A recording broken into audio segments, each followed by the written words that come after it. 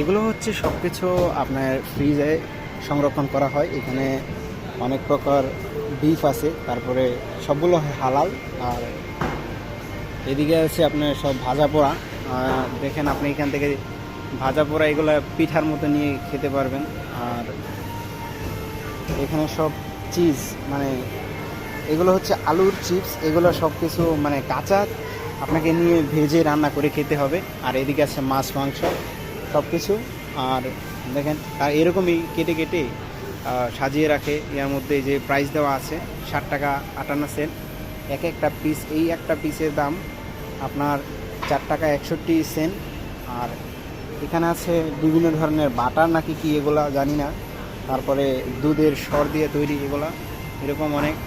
এই যে এরা বিদেশি, বুঝছেন, দুধে দেওয়া তুলসী পাতা এগুলা তারা কিনতে আসছে।